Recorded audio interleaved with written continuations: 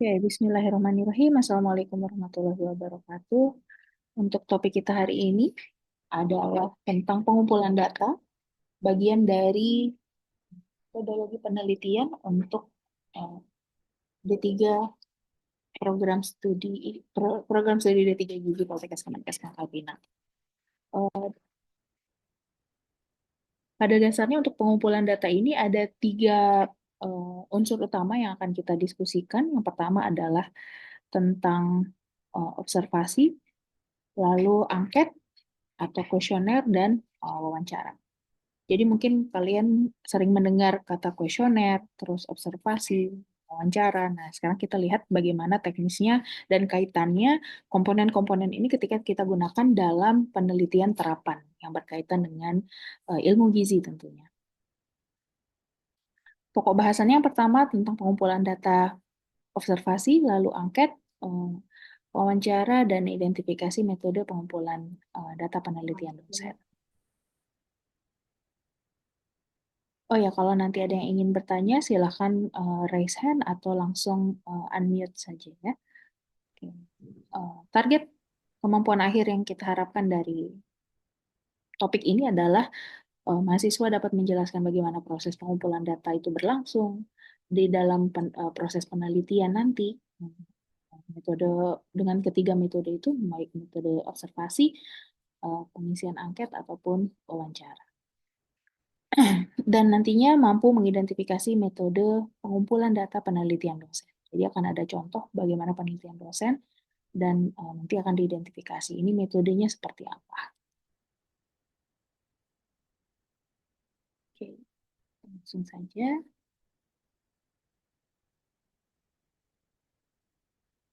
Pengumpulan data itu pada dasarnya itu langkah yang paling utama dalam penelitian yang berhubungan dengan kesehatan, terutama di prodi gizi, di mana yang banyak kaitannya baik itu secara klinik kah, institusi kah, ataupun nantinya gizi masyarakat, semuanya akan berkaitan dengan bagaimana kita akan mengolah data, mendapatkan data, itu sumbernya ada macam-macam. Data itu sendiri, kalau misalnya dari pertemuan sebelumnya, itu sudah pernah kita diskusikan bahwa data itu ada yang sifatnya primer, ada yang sifatnya sekunder, di mana kalau primer kita ambil sendiri datanya. Kalau yang sekunder kita bisa dapatkan datanya dari instansi lain, dari sumber lain yang memang dia reliable atau dapat dipercaya, dan kita punya track record yang jelas dari mana sumber data tersebut. Contohnya instansi pemerintah, balai-balai resmi, lalu organisasi internasional yang memang bergerak dalam bidang yang kita tekuni.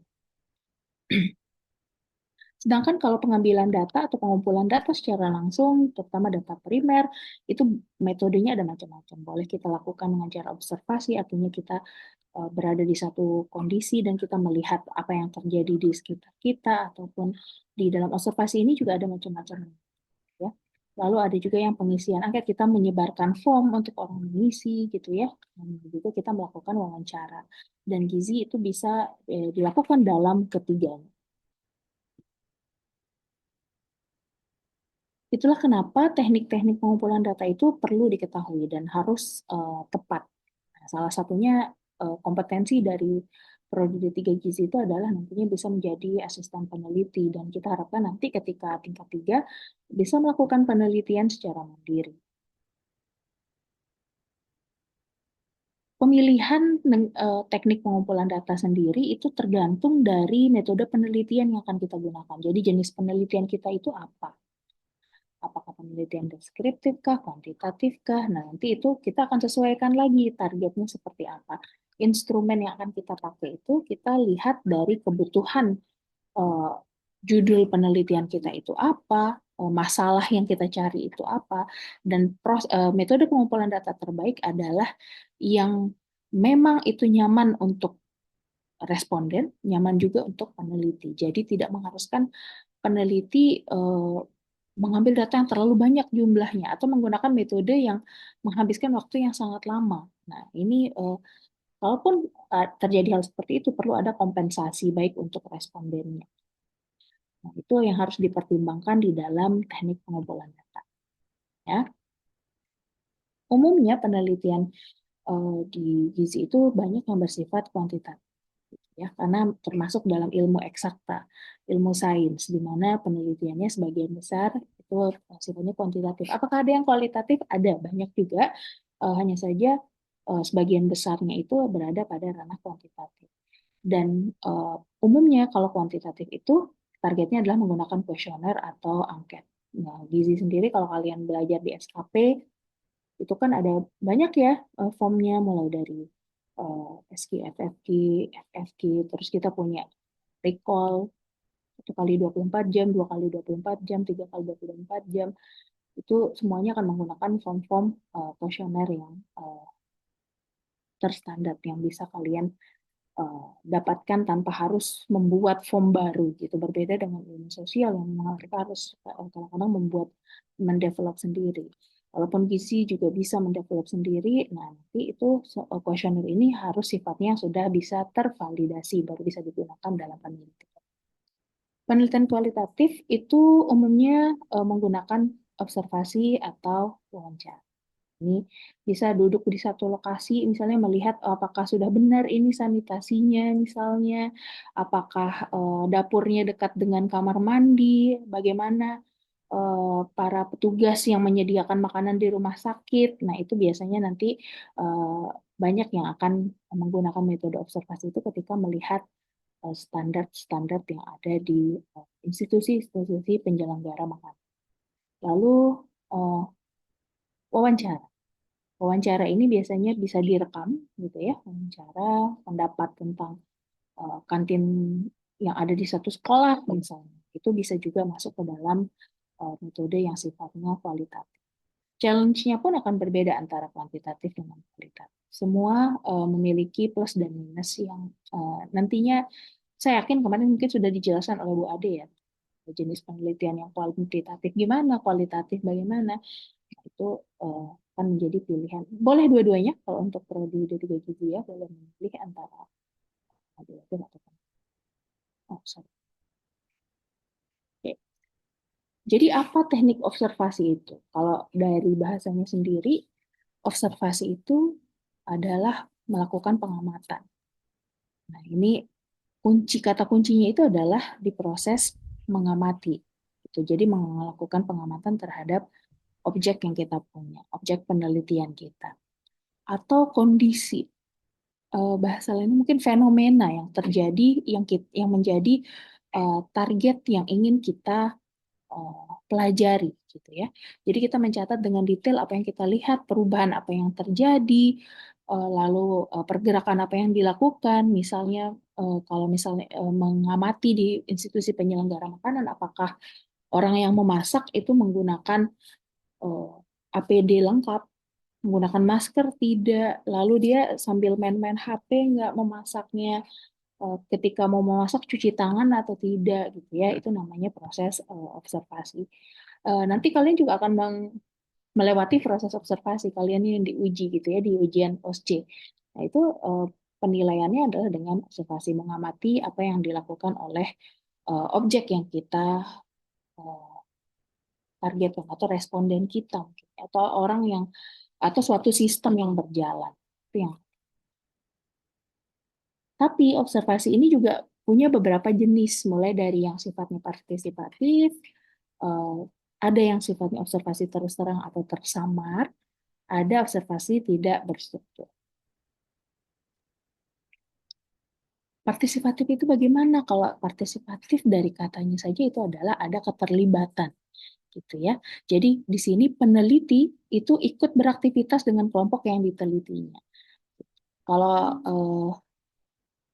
bisa kita lihat itu dulu di sebuah daerah kumuh di Jakarta, di DKI Jakarta ya, itu ada seorang peneliti dari Eropa yang dia tinggal bersama masyarakat di wilayah bantaran sungai. Lalu dia melakukan observasi di sana, dia tinggal di sana dengan masyarakat, makan makanan yang dimakan oleh masyarakat. mandi, cuci baju, minum dengan hal yang sama dengan apa yang ada yang digunakan oleh masyarakat di sana. Sehingga dia bisa mendapatkan pengalaman realnya apa yang dirasakan oleh masyarakat selain dia melihat apa yang dilakukan oleh masyarakat. Tidak hanya dia melihat saja, mencatat saja, tapi dia juga mengalami sendiri sehingga dia bisa mendeskripsikan dengan lebih detail di dalam laporan penelitian dia yang dirilis dalam bentuk sebuah buku. Nanti saya akan kasih link bukunya ya di LMS. Itu ada e-booknya dan ada ringkasannya di website ya, itu sangat sangat bagus, bisa dibaca. Bukan buku, dia website tapi ringkasan dari hasil penelitian orang. Jadi ini penelitinya beraktivitas dengan kelompok yang diteliti secara langsung. Oke, contohnya ini mungkin nanti ketika kalian melakukan praktik belajar lapangan atau PBL, PPG ya.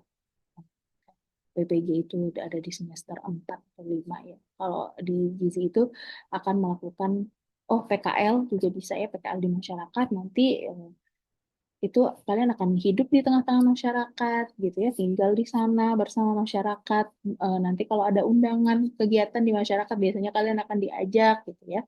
Nah, itu bisa menjadi bagian dari eh, observasi kalian secara mandiri ketika melakukan PKL.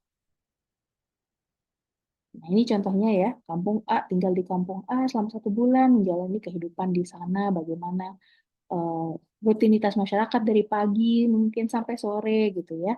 Apa pekerjaan sehari-hari mereka, bagaimana kebiasaan mereka mengkonsumsi bahan pangan tuh apa yang paling laris di sana. Misalnya kalau di Bangka Barat ada yang daerah-daerah tertentu yang memang menghasilkan banyak jamur sawit. Oh, potensi lokalnya berarti ini. Itu bisa dipelajari. Astagfirullah. Astagfirullah, Nindya, kenapa? Nggak apa-apa, Maaf, Bu. nggak apa-apa, nggak apa-apa. Oke. Ada juga observasi yang sifatnya eh, terus terang atau terang. Yang ini eh, subjek penelitian itu mengetahui bahwa mereka sedang diteliti. Jadi kalau yang tadi, kalau yang observasi yang partisipatif itu kan langsung terlibat di dalam sana gitu ya. Kalau misalnya yang ini eh, biasanya peneliti itu akan berada di sana tapi tidak terlibat langsung sehingga orang sorry, yang sedang diteliti itu sadar bahwa dia sedang berperan sebagai responden atau subjek dalam penelitian seseorang. Ini banyak yang contohnya itu saat pandemi kemarin, jadi beberapa peneliti itu melihat para pasien itu bagaimana perubahan suhu tubuhnya, lalu rate nafasnya gitu ya, respiratory rate-nya, terus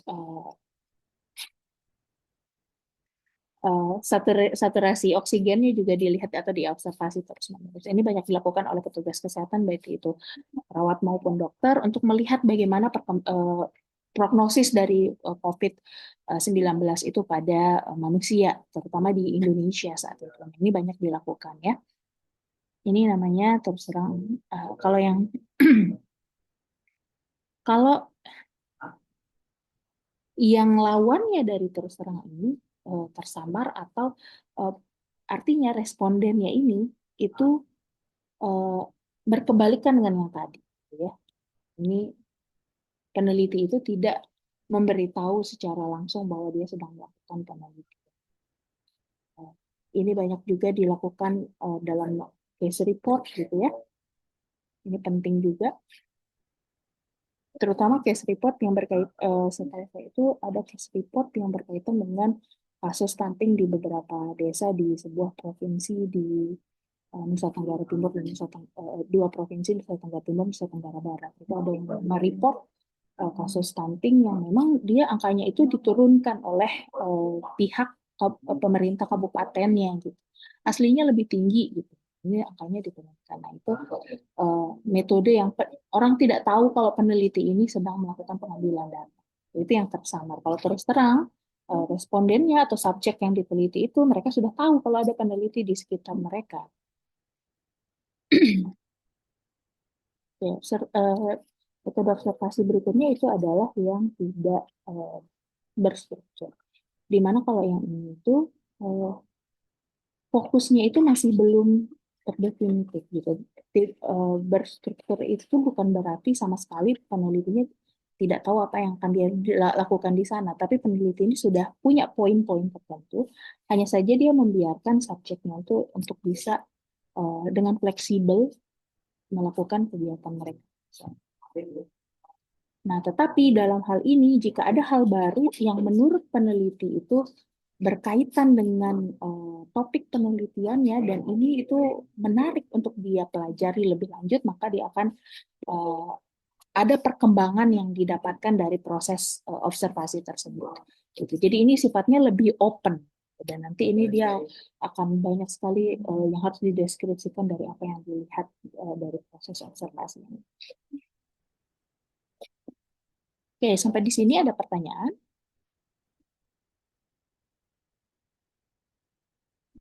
Oke.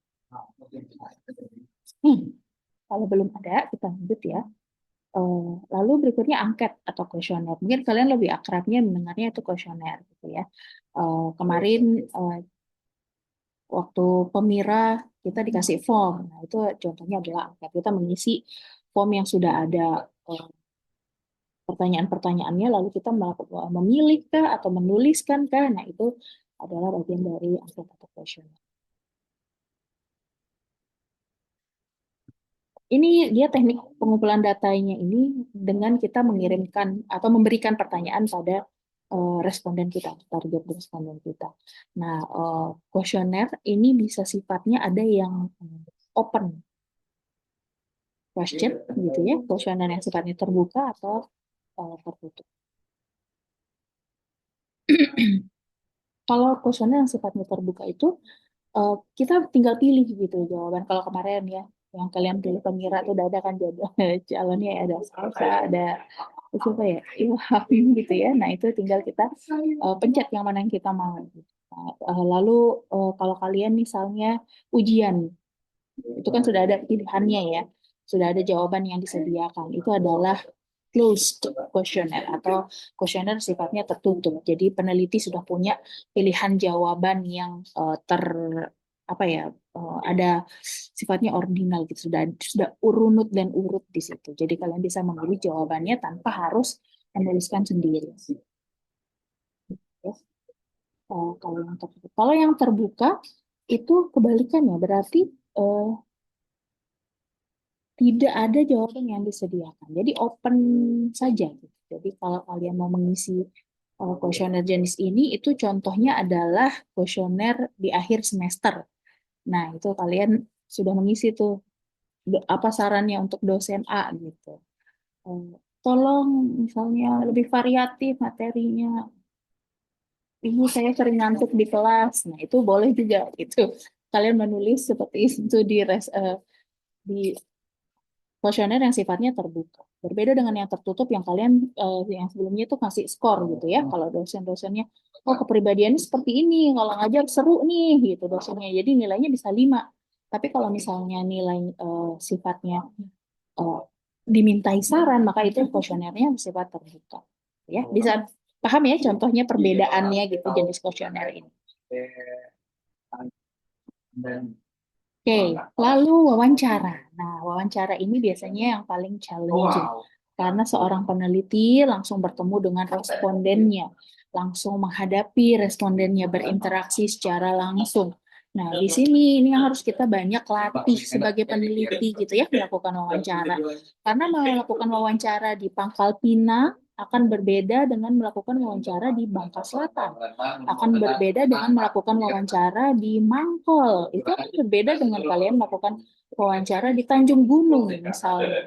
Atau di Padang Baru akan berbeda dengan di Batu Rusa. Nah, itu akan berbeda-beda karena karakter masyarakat di satu desa itu juga bisa berbeda-beda gitu. Jadi wawancara itu salah satu yang dirasakan itu sebenarnya dia sangat challenging gitu ya.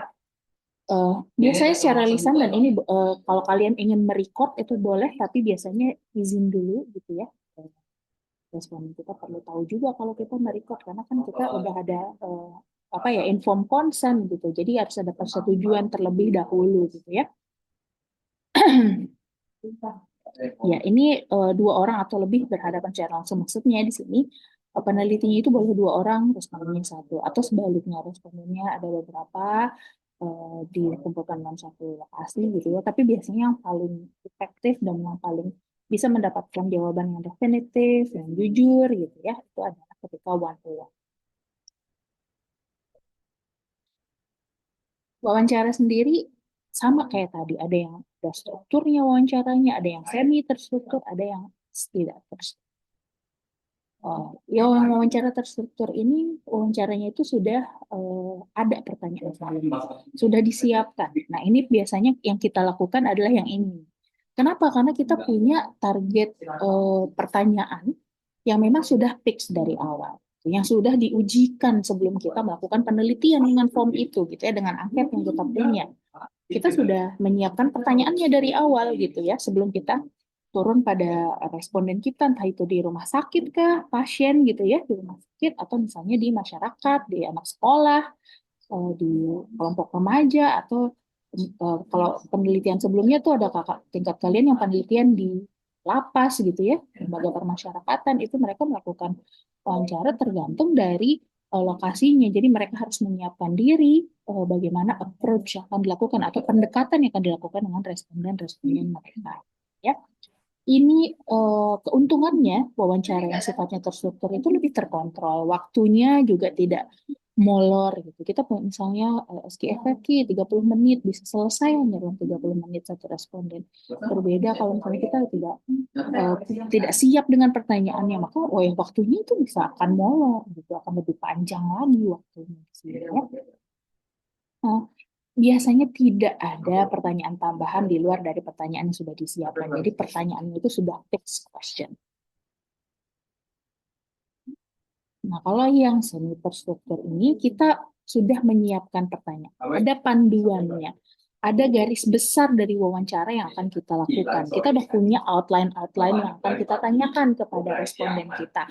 Perbedaannya itu adalah kalau yang wawancara yang jenisnya semi terstruktur ini boleh kita kembangkan, boleh kita tambahkan ketika ada jawaban yang kita rasa, oh begitu ya, boleh kita tambahkan lagi pertanyaannya yang mungkin tidak menjadi bagian dari pertanyaan atau outline yang sudah kita siapkan. Dalam case seperti ini akan sangat efektif ketika kita memiliki rekaman untuk nanti kita bisa playback rekamannya, kita rewind, kita dengarkan dengan baik, kita tulis, kita buat transkripnya ya, jika memang diperlukan, atau poinnya kita catat gitu ya, untuk nantinya kita bisa laporkan hasil dari proses wawancara ini. Ya. Ini fokusnya itu bisa shifting. Misalnya tadinya kita udah punya nih, oh 5 poin ini harus ditanyakan, tapi ketika sampai poin 4, sepertinya fokusnya agak berbeda nih, ada yang perlu digali, itu juga boleh. Nah, ini biasanya bisa digunakan dalam penelitian sifatnya itu deskriptif ya. Nah, kalau yang tidak struktur wawancara ini biasanya samplingnya itu sifatnya ya udah sporadis saja. Begitu bertemu responden, kita langsung saja menanyakan tanpa punya panduan, dan ini biasanya hanya dilakukan dalam konteks penelitian yang sifatnya kualitatif. Challenge-nya lebih banyak, dan ini harus dipastikan bahwa respondennya itu memiliki skill dan dia paham bagaimana melakukan penelitian yang sifatnya kualitatif, dia tahu teknik-teknik interpersonal yang baik, dia bisa mengembangkan topik-topik wawancara yang baik. Jadi ini wawancaranya itu sifatnya bebas.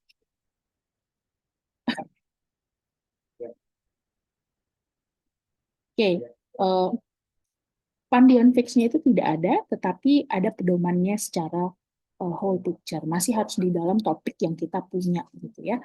Jangan sampai topik penelitiannya apa yang dibahas lain, gitu. Namanya juga ini adalah konteksnya kita ingin mengumpulkan data dengan responden. Oke, ini boleh kita lihat, ini beberapa form yang digunakan oleh dalam penelitian dosen dan juga penelitian mahasiswa sebelumnya ya. Nah, ini judulnya adalah gambaran pengetahuan sikap perilaku pada personal hygiene. Ini di rumah sakit umum provinsi. Boleh lihat di sini kontennya apa saja di pertanyaannya, mulai dari nama lengkap, data pribadi gitu ya, jenis kelamin, pendidikan, eh, lama bekerja. Baru di sini ada pertanyaan-pertanyaan yang ditanyakan kepada eh, responden kita gitu ya, kebiasaannya dia, kepengetahuannya dia tentang bagaimana personal hygiene itu, apa standar-standar yang harus dia penuhi sebagai seorang penjamah makanan di institusi penyelenggaraan makanan yang memang akan memberikan makanan kepada banyak orang gitu. Jadi nggak boleh sembarangan, harus mengikuti standar, dianya juga harus sehat, harus punya personal hygiene yang baik, nggak boleh nggak baru bangun gitu ya, datang nggak bersih-bersih, nggak cuci tangan, nggak pakai APD, masaknya harus pakai APD, pakai celemek. Kalian aja kalau praktikum rambutnya harus rapi, yang rambutnya kelihatan pakai topi. Kalian selalu pakai celemek, punya jas lab yang memang standarnya itu harus disesuaikan dengan praktikum yang dilaksanakan. Nah, ini harus dipenuhi. Nah, bagaimana dengan yang melakukan real di masyarakat, di rumah sakit, mereka juga harus punya standar yang dipenuhi. Nah, di sini pertanyaannya ada di situ. Nah, ini adalah angket namanya ya. Tapi di sini angket plus wawancara, di mana responden itu tidak mengisi secara mandiri gitu ya, tapi dibantu oleh peneliti yang langsung mengisi di sini. Ini contoh lainnya. Ini adalah identifikasi status gizi ya. Ini status gizi dengan pernikahan dini. Jadi berapa Z-skornya anaknya, lalu dilihat ibunya itu menikah pada usia berapa, gitu ya, lahirnya tahun berapa, gitu. Apakah dia menikah di usia di bawah 19 tahun kah atau bagaimana gitu ya. Nah, ini ada contohnya. Lalu sini juga daya terima donat kentang. Kalau yang tadi kan yang ini adalah institusi nih yang dilakukan di institusi penyelenggara makanan, berarti SPMI-nya yang dilihat. Lalu kalau yang ini adalah gizi masyarakat, ya. Kalau yang ini adalah pangan. Ini institusi pangan masuk di dalam institusi, di mana ini daya terima. Ini angketnya diisi sendiri oleh responden, karena respondennya harus sudah paham apa yang dimaksud dengan 5 parameter utama dalam eh, uji hedonik atau uji organoleptik daya terima, mulai dari warna, rasa, aroma, tekstur, dan keseluruhan. Nah, ini bisa diisi sendiri, ya. Tapi formulasinya nggak tahu, iya, karena memang formulasinya itu biasanya hanya menggunakan kode. Boleh pakai ABC. Biasanya pakai number seperti ini ya, numbering seperti ini. Yang tahu kodenya biasanya ya peneliti yang memberikan coding tersebut. Oke, ini juga ada hubungan pengetahuan ibu tentang isi piringku dengan status gizi balita. Nah, ini juga kuesionernya. Sebelum kuesioner ini bisa digunakan untuk responden, sebelumnya kuesioner ini harus divalidasi atau diuji cobakan dengan jumlah responden yang lebih sedikit, misalnya baru kita kontakkan dengan responden yang menjadi target. Oke, kesimpulannya dari topik ini itu adalah observasi itu teknik pengumpulan data yang dilakukan oleh peneliti dengan cara mengamati. Jadi observasi kaitannya dengan pengamatan. Kalau kuesioner itu kita punya tekniknya itu adalah kita mengirimkan pertanyaan atau memberikan pertanyaan pada responden. Kita udah siap pertanyaan fix, baik yang pilihan ataupun yang kuesioner yang sifatnya terbuka. Tapi pertanyaannya itu selalu sama. Kalau wawancara tadi tekniknya ada yang boleh kita improvisasi, ada yang kita harus ikutin semua urutan pertanyaan di dalam form-form yang kita punya, ya. Mati lampu, oke. Terus untuk tugasnya intinya susunlah instrumen dalam bentuk kuesioner yang disesuaikan dengan kebutuhan peneliti untuk pengumpulan data. Kan ini akan jadi satu dengan tugas penyusunan proposal ya, saya rasa. Saya akan lihat dulu tugas yang di LMS bagaimana penyusunannya, kita baru akan saya infokan nanti lewat Riri bagaimana untuk pengumpulan progresnya gitu ya. Oke, sampai di sini ada yang ingin bertanya atau ada yang didiskusikan? Wow, habis ya. Sudah? Oke, waktunya juga ternyata terbatas ya itu. Oke, terima kasih semuanya atas kehadirannya di pertemuan ini. Untuk teman-teman yang belum hadir, ini alhamdulillah ya sudah cukup banyak. Sudah tadi ada nyampe 30, tapi sepertinya ada yang keluar-keluar karena koneksi. Tidak masalah, kita punya rekodnya, nanti juga akan saya upload di YouTube dan itu bisa ditonton lewat link di LMS. Terima kasih atas kehadirannya semuanya. Kita ketemu lagi di depan ya. Tapi sepertinya Bu Ade yang akan masuk ya. Saya konfirmasi dulu. Nanti Riri coba konfirmasi lagi karena ini harusnya pertemuan ketujuh, tapi saya masuk di pertemuan ini ya. Mungkin Bu Ade ada beberapa materi yang ingin dituntaskan nanti ya. Terima kasih semuanya atas kehadirannya. Tugasnya dibaca-baca, dicek lagi materinya dengan baik ya. Jangan sampai ada yang terlewat.